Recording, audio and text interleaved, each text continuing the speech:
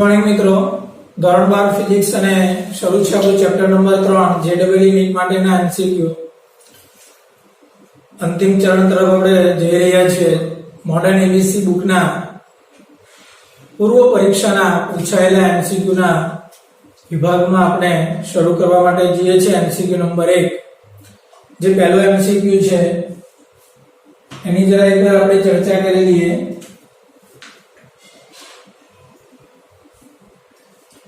રકમ જરા વાંચું છું.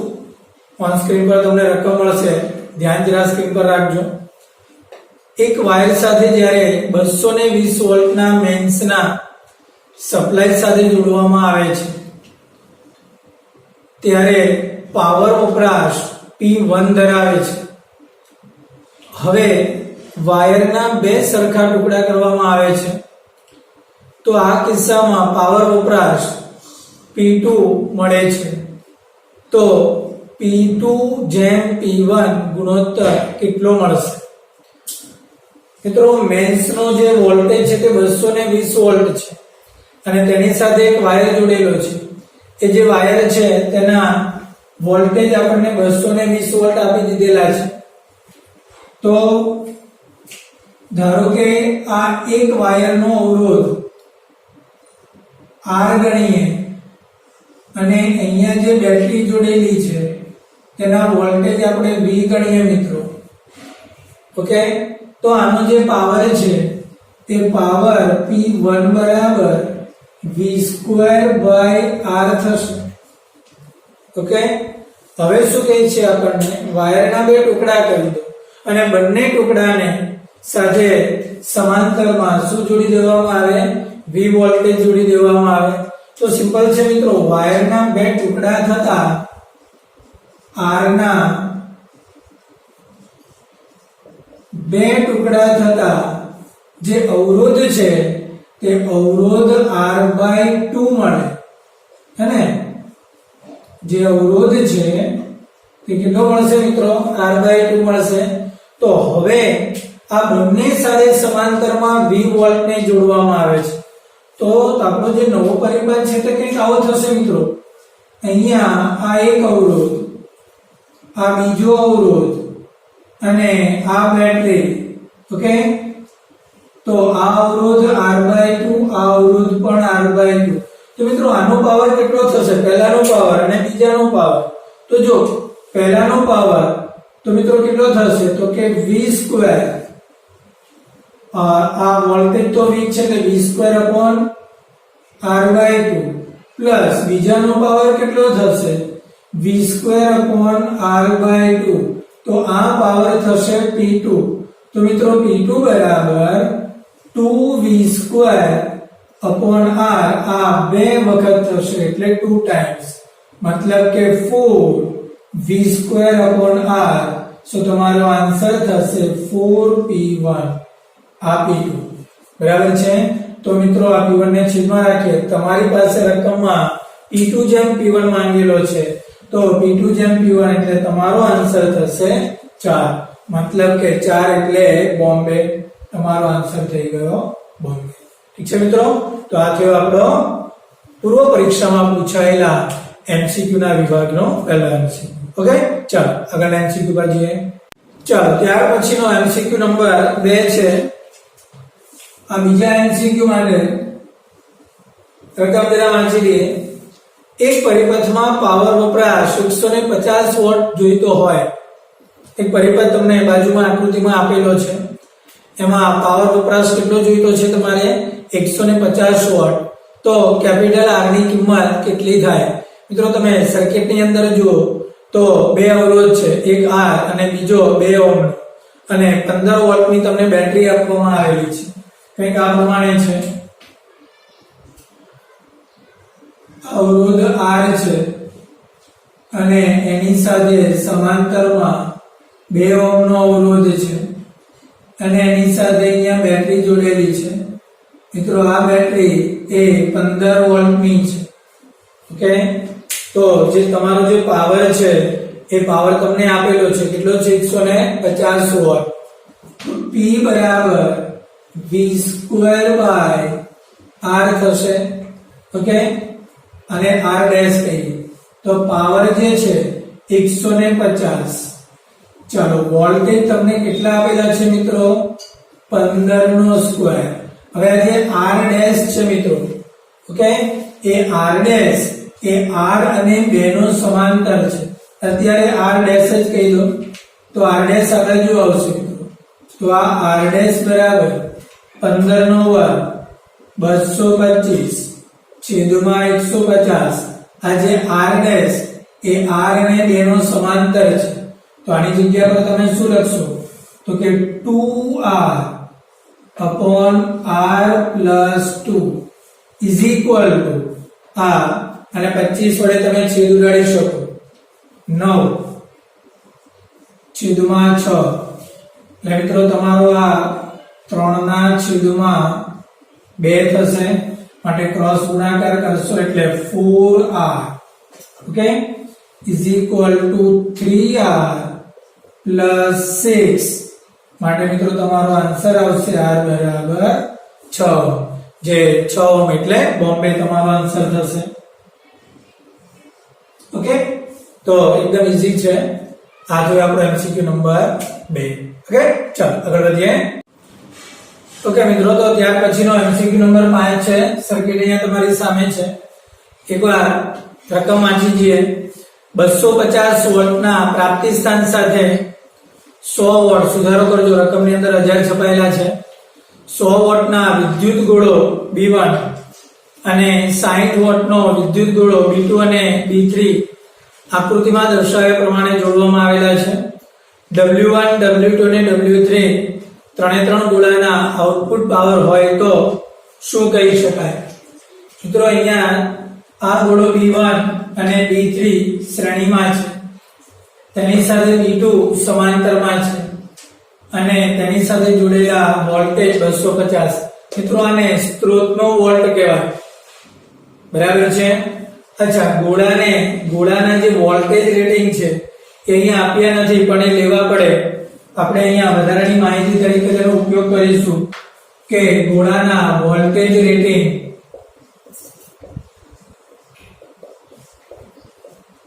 V બરાબર એ પણ 250 વોલ્ટ ગણી દઈએ.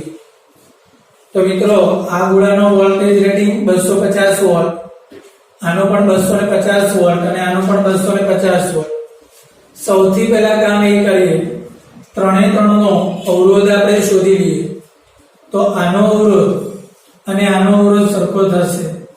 ઓકે એટલે સોરી 2 અને 3 કેમ કે બંનેના પાવર સરખા છે, વોલ્ટેજ બી સરખા છે. અચ્છા આ જે બલ્બ 1 છે, બલ્બ 1 નો પાવર મિત્રો 100 વોટ છે અને આ જે બે બલ્બ છે એનો પાવર મિત્રો 60 વોટ છે. તો અવરોધ બરાબર v² r થાય. તો આનો અવરોધ v² r જે છે આવી રીતે સૂત્ર થાય p બરાબર v² r. તો આના પરથી r ને કરતા બનાવો તો v² p થાય ને. તો મિત્રો 250 નો વર્ગ છેદમાં પાવર એટલે આ પાવર 100 એટલે એનું સાદુરૂપ આપશો એટલે 625 ઓહમ થયો. એ જ રીતે આ બંને માટે v² p, v² એટલે 250. મિત્રો એ 250 ફરી પાછું જણાવું આ નથી લીધા મેં. આ જે v છે આ v² એ આ વોલ્ટેજ રેટિંગ આપણે ગણેલા છે. ઓકે બેટરીના વોલ્ટેજ નથી. તો એ v² એટલે કે આ 250 નો વર્ગ છેદમાં તેનો પાવર એટલે 60. તો આ થશે 1042. તો મિત્રો R2 અને R3 એ 1042 થયા અને R1 એ 100 ઓહમ થયા. ચાલો કેવા તમારા મગજમાં ઉતરી, ચિત્ર ક્લિયર થાય છે. હવે જે તમારી બુકમાં સાદુરૂપ આપેલું છે તેમાં નહીં પડો, એકદમ શોર્ટમાં છે તેમાં નહીં પડો. ચાલો હવે તમને જે અહીંથી ગાઈડલાઈન આપું છું એ કામ તમારે ઘરેથી કરવાનું છે. શું કામ કરશો તમે? તો બહુ જ ક્લિયર વાત છે. તમારે પહેલા તો ત્રણના અવરોધ મળી ગયા. તો આ બંને શ્રેણી સાથે આ સમાંતર જોડીને પરિપથનો પ્રવાહ તમે મેળવી લો. આ પરિપથનો પ્રવાહ. ઓકે, આપણી પાસે મિત્રો W1 W2 અને W3 માંગે છે. આ પાવર માંગે છે ને પાવર એટલે શું થશે? V1 ² R1. આ શું થશે? V2 ² R2 અને આ થશે V3 ² R3. જો R1 R2 ને R3 તો આપણી પાસે આવી ગયા. ક્લિયર? અચ્છા, હવે આ V2 બી છે. જો આ V2 કેટલો લેશો તમે? આ V2 એટલે આનો વોલ્ટેજ. એ વોલ્ટેજ કેટલો જ આવશે? 250. એટલે કોઈ ટેન્શન નથી. આનો વોલ્ટેજ 250 આવી ગયો તો આનો પાવર તો તમને સીધો જ મળી જશે. કેવી રીતે? 250 નો વર્ગ છેદમાં R2. એટલે R2 તમારો કેટલો આવ્યો મિત્રો? 1045. એટલે આ તો તમને મળી જશે. પણ રહ્યો પ્રશ્ન V1 અને V3 નો. અચ્છા, V1 કેવી રીતે મળશે? V1 અને V3 તો તમને જો આ લાઈનનો પ્રવાહ મળે ને મિત્રો, તો I R1 કરો તો V1 મળે અને આ લાઈનના પ્રવાહ પરથી I R3 કરો એટલે V3 મળે. તો તમે શું કરો? પહેલી વાત તો R1 R2 ને શ્રેણી કરો, તેની સાથે R1 R3 ને શ્રેણી કરો, તેની સાથે R2 ને સમાંતર કરો એટલે આ લાઈનનો પ્રવાહ I મળશે. પછી આ જે I મળ્યો એનો ઉપયોગ કરીને આ લાઈનનો પ્રવાહ I1 મેળવી લો. સિમ્પલ છે. ઓકે, આ પ્રવાહ મળશે. પછી આ I1 * R1 એટલે V1 થશે, I1 * R3 એટલે V3 થશે. ઓકે, એ બંનેની કિંમત તમે આમાં મૂકશો એટલે મિત્રો તમને W1 અને W3 મળી જશે. હવે જો સમજમાં ફરી પાછું પહેલા તો 3 3 નો આ શ્રેણી સાથે સમાંતર કરીને I મેળવો. I મેળવ્યા પછી આ પ્રવાહ I1 મેળવો. I1 મેળવ્યા પછી I1 R1 કરો એટલે V1 મળશે, I1 R3 કરો એટલે V3 મળશે. પછી આ V1 ² R1 એટલે W1 અને V3 ² R3 એટલે W3. એટલે W1 W2 અને W3 મળશે.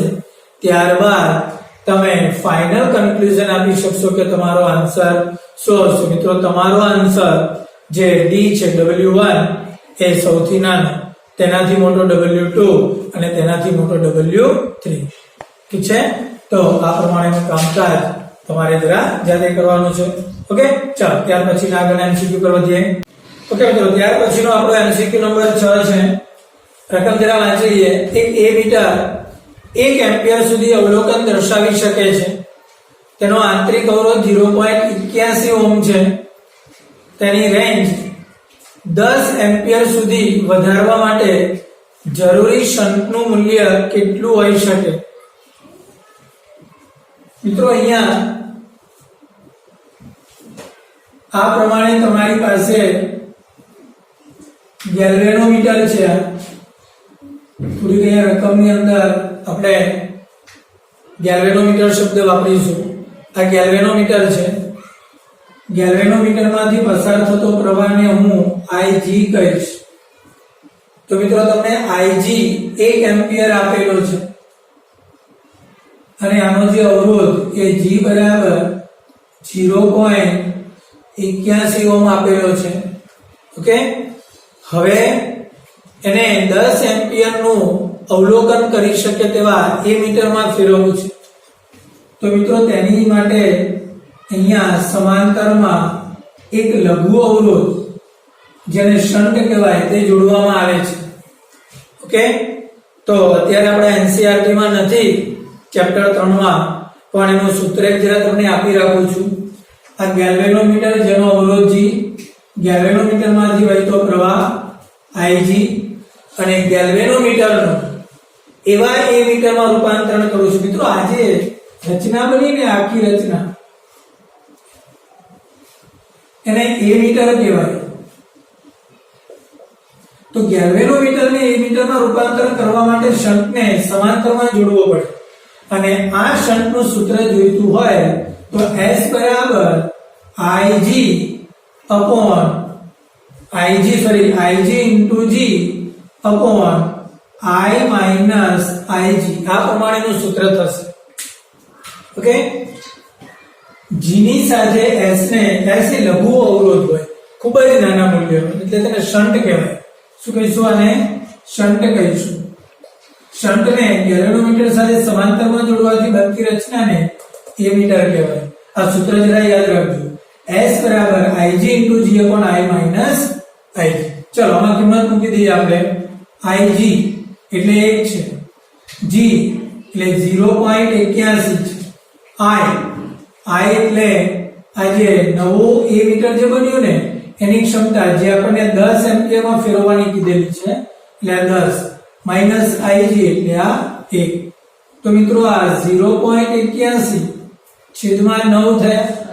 ઓકે, તો અહીંયા 81/9 અને આ 100 થશે એટલે તમારો આન્સર 0.09 ઓહમ થશે. તો ગેલ્વેનોમીટર સાથે સમાંતરમાં 0.09 ઓહમ સમાંતરમાં જોડવાથી ગેલ્વેનોમીટરની પ્રવાહ ક્ષમતા એ 1 એમ્પિયરની જગ્યા પર કેટલી થઈ જશે? 10 એમ્પિયર થશે. ઠીક છે, તો આ જરાક સૂત્ર યાદ રાખજો એટલે આવી જશે. જૂના સિલેબસમાં હતું, આ નવા સિલેબસની અંદર અત્યારે આપણી પાસે નથી. ઠીક છે, ઓકે ચલો આગળ વધીએ. ઓકે મિત્રો, તો ત્યાર પછીનો આપણો એમસીક્યુ છે, એમસીક્યુ નંબર 7. રકમ જરા વાંચી લઈએ. પોટેન્શિયોમીટરના તારની લંબાઈ 100 સેન્ટીમીટર છે. તેમાં પ્રમાણભૂત વિદ્યુત કોષનો EMF E વોલ્ટેજ છે. થોડુંક અહીંયા રકમની અંદર કેપિટલ E ગણજો. તેનો ઉપયોગ એક 0.5 ઓહમ આંતરિક અવરોધની બેટરીનો EMF માપવા માટે કરવામાં આવે છે. જો તટસ્થ બિંદુ એક છેડાથી L બરાબર 30 સેન્ટીમીટર પર મળે તો બેટરીનો EMF કેટલો થાય? ઓકે, તો અહીંયા જ્યારે આપણે એક શોર્ટ આકૃતિનો ઉપયોગ કરીશું. આ પોટેન્શિયોમીટરનો તાર આપણે ગણીએ.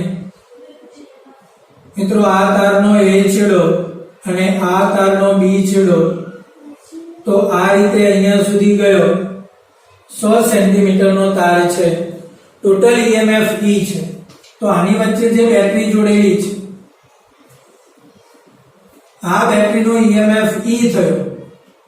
એ E એ L લંબાઈના તાર પર ડિસ્ટ્રીબ્યુટ થઈ ગયો. તો એવું કહી શકાય કે આ E ચલે છે L, બરાબર છે. આ જે L છે એ 100 સેન્ટીમીટર પર છે, કેપિટલ L પર, બરાબર છે. હવે અહીંયા તમે એક બીજો કોષ જોડો છો અને એ કોષ અહીંયા આ ગેલ્વેનોમીટર તમે જોડ્યું, તો આ તટસ્થ બિંદુ મળ્યું મિત્રો, આ A થી C પર. તો આ જે લંબાઈ છે આ L ગણી, તો આ L જે છે એ આને તટસ્થ કરે છે. તો તમે એવું કહી શકો કે આનો EMF E હોય તો E ચલે છે એ સ્મોલ l પર જશે. એકદમ સિમ્પલ વાત છે. તો તમે આના પરથી તમે સીધું જ લખી શકો કે કેપિટલ E ના છેદમાં સ્મોલ e બરાબર આ કુલ લંબાઈ 100 સેન્ટીમીટર હતી અને આ કેટલી હતી? 30 પર હતી. તો તમે આ e ને કરતા બનાવો તો e બરાબર 30 e ના છેદમાં 100 થશે. ઓકે, એટલે તમારો જે કોષ છે તેનો EMF 30 e ના છેદમાં 100 મળશે. મતલબ કે તમારો જે આન્સર છે D મળશે 30 e ના છેદમાં 100. ઠીક છે, ચાલો આગળ વધીએ. ઓકે મિત્રો, તો ત્યાર પછીનો MCQ નંબર 10 છે. આકૃતિમાં દર્શાવેલા પરિપથમાંથી કયો પરિપથ ઓહમના નિયમની ચકાસણી કરવા માટે વપરાય છે? મિત્રો ઓહમના નિયમની ચકાસણી કરવા માટે એક તો બેટરીનો વોલ્ટેજ આપણને ખબર હોવો જોઈએ. આપણી પાસે ઓહમનો નિયમ શું હતો? V IR. તો પરિપથનો અવરોધ જાણી શકાય.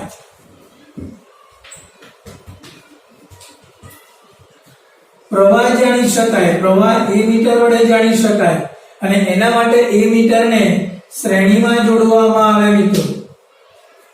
અને V V એટલે કે વોલ્ટેજ જાણી શકાય અને એના માટે વોલ્ટમીટરને સમાંતરમાં જોડવામાં આવે. ફરી પાછું જણાવું, વોલ્ટમીટરને બેટરીની સાથે સમાંતરમાં જોડીએ અને એ મીટરને બેટરીની સાથે શ્રેણીમાં જોડીએ. આવું પરિપથ જ આપણને ઓહ્મના નિયમની ચકાસણી કરી શકશે. તમે બરાબર રીતે ધ્યાનથી જોશો તો તમને ખ્યાલ આવશે કે પરિપથમાં જે P પરિપથ જે છે, B પરિપથમાં વોલ્ટમીટર એ બેટરી સાથે સમાંતરમાં જોડાયેલો છે જો, અને એ મીટર જે છે એ તમને શ્રેણીમાં જોડી આપેલો છે. ઓકે. અચ્છા, C પરિપથ તમે જોશો તો C પરિપથમાં ઉલટું છે. એ મીટર શ્રેણીમાં છે, સમાંતરમાં છે બેટરીની સાથે, અને વોલ્ટમીટર એ કેવો છે? શ્રેણીમાં છે, એ કામનો નથી. ઓકે. અચ્છા, D પરિપથ તમે જુઓ તો D પરિપથની અંદર વોલ્ટમીટર જે છે એ વોલ્ટમીટર બેટરી સાથે શ્રેણીમાં છે, એ મીટર પણ શ્રેણીમાં છે. ફરી પાછું જણાવું, D પરિપથમાં પરિપથ જે D છે, તમારી સામે આકૃતિ છે, મારી સામે પણ આકૃતિ છે, હું જોઈ શકું છું. બેટરીને સમાંતર વોલ્ટમીટર છે, એ મીટર. બરાબર? આ રીતે અહીંયા અવરોધ છે. ઓકે, આ બેટરી છે. આ રીતે અહીંયા એક બીજો અવરોધ છે. ઓકે, તો આ બેટરીની સાથે અહીંયા આ વોલ્ટમીટર જોડી દીધેલું છે. ઓકે, અને અહીંયા આ એ મીટર જોડી દીધેલું છે. તો બેટો એ મીટર પણ શ્રેણીમાં જશે અને વોલ્ટમીટર પણ શ્રેણીમાં જશે, કઈ કામનું નથી, એટલે ડી રોંગ છે. બરાબર? પણ જે P છે, B ફોર બોમ્બે, એમાં તમે જુઓ તો વોલ્ટમીટર આવી રીતે છે, આ રીતે.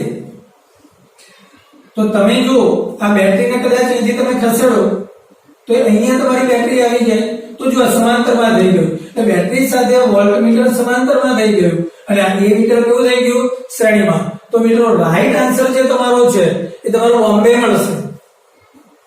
ચોખ્ખી વાત છે કે વોલ્ટમીટર એ સમાંતરમાં અને એ મીટર શ્રેણીમાં હોય એવો પરિપથ આપણને ઓહ્મના નિયમનું ચકાસણી કરી આપશે. ઠીક છે? તો તમારો આન્સર થશે બોમ્બે. ચાલો આગળ વધીએ. ઓકે, તો ત્યાર પછીનો આપણો MCQ નંબર 12 છે.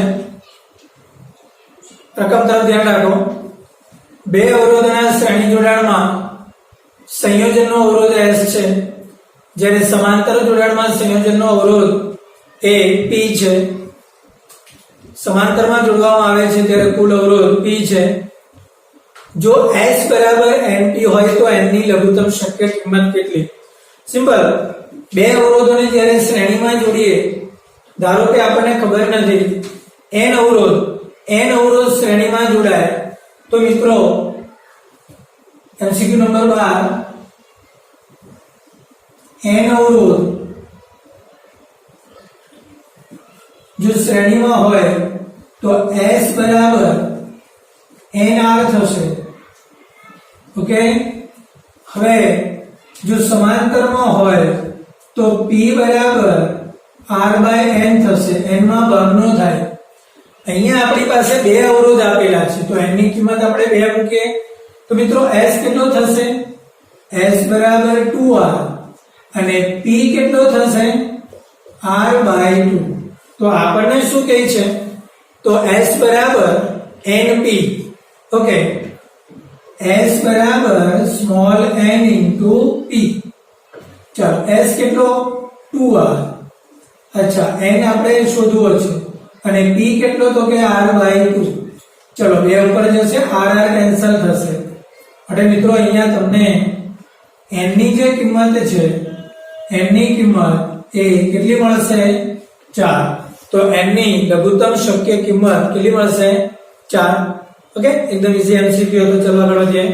ચલો, ત્યાર પછી આપણો MCQ નંબર 13 છે. 13.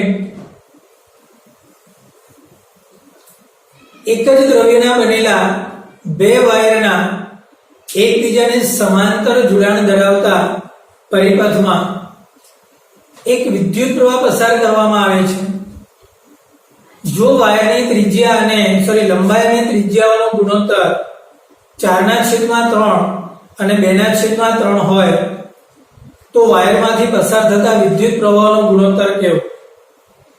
ઓકે મિત્રો, કંઈક આ રીતે આપણને કહે છે, આ બે તાર છે, આ એક તાર અને આ બીજો તાર છે, સમાંતર જોડેલા છે. ઓકે, આ સમાંતર જોડાણમાં જે બંને તારના દ્રવ્ય એક છે એટલે રોજ સરખા થશે. તો ત્રિજ્યાઓનો ગુણોત્તર, આને આપણે 1 નંબર આપીએ અને 2 નંબર, તો R1 upon R2 આ ત્રિજ્યાનો ગુણોત્તર.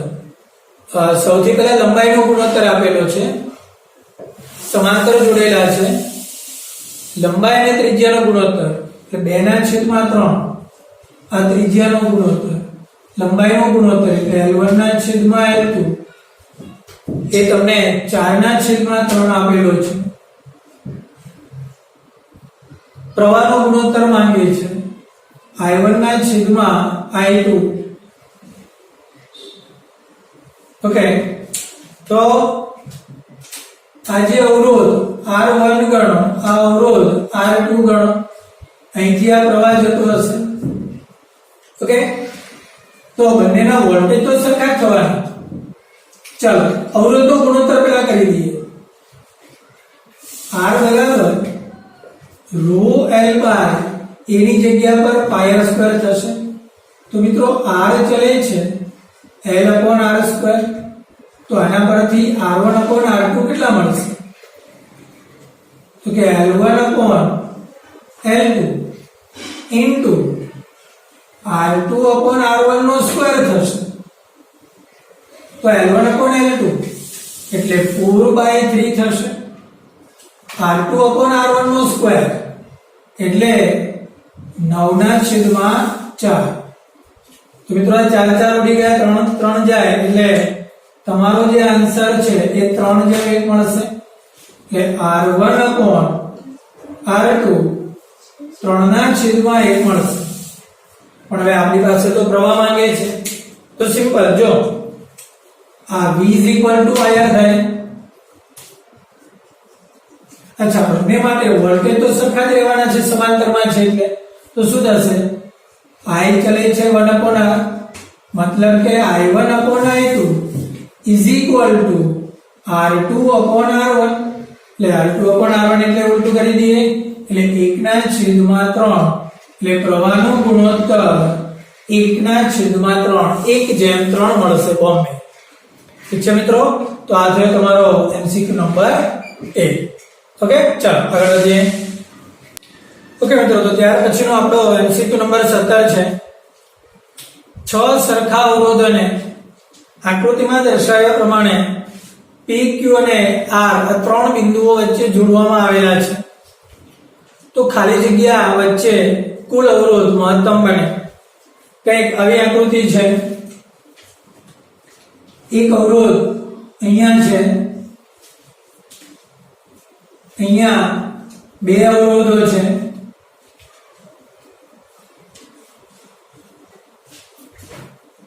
અને અહીંયા આ 3 અવરોધો છે. આની સાથે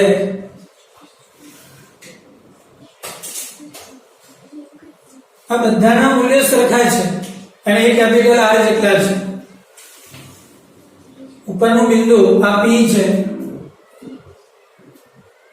આ બાજુનું બિંદુ Q અને આ બિંદુ R થશે. તો સિમ્પલ આ અવરોધ R નો થશે,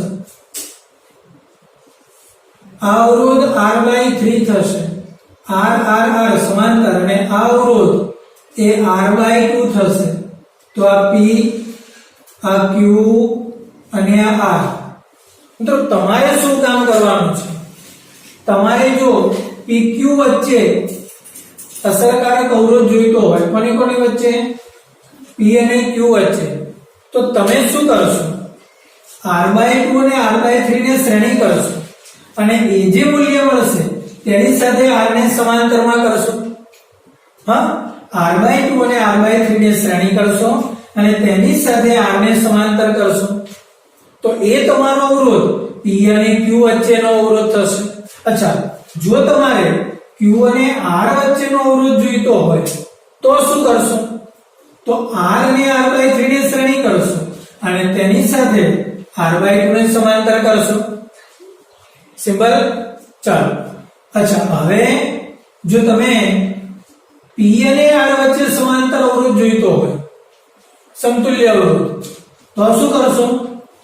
r અને r/2 આ બંનેને શ્રેણી કરશો અને એ શ્રેણીની સાથે r/3 ને સમાંતર કરશો તો ફાઇનલી તમને જે પરિણામી અવરોધ એ આ 3 એ 3 વચ્ચે મળશે.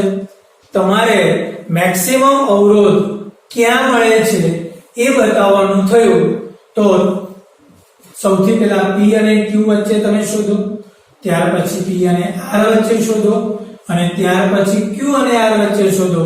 3 એ 3 માંથી મેક્સિમમ કયો મળે છે તેનું કેલ્ક્યુલેશન કરો એટલે આઈ થિંક તમને p અને q વચ્ચેનો અસરકારક અવરોધ એ મહત્તમ મળશે.